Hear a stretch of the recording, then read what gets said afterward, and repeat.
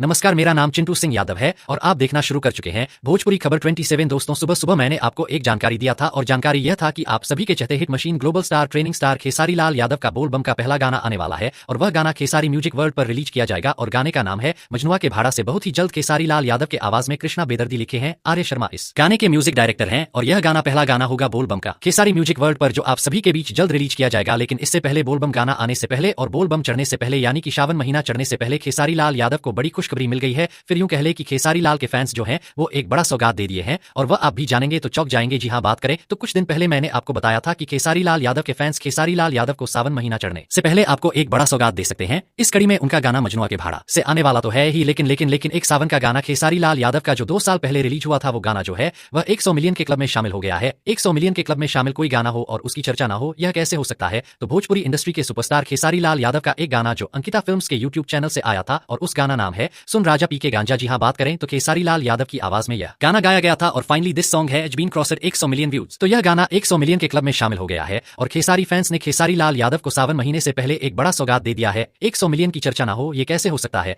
बात करें तो खेसारी लाल यादव ने इस गाने को गाया था, प्रकाश प्रदेशी ने इस गाने को लिखा था, म्यूजिक डायरेक्टर आर्य शर्मा थे और विवेक सिंह का कल्पना था। तो बाकी आप लोग बताइए, यह गाना आपने सुना और खेसारी लाल यादव के नए गाने के बारे में क्या कहना चाहते हैं? नीचे दिए गए कमेंट बॉक्स में कमेंट करें। तब तक के लिए बाय, मिलते हैं एक नए वीडियो के साथ। जय हिंद, जय भोजपुरी।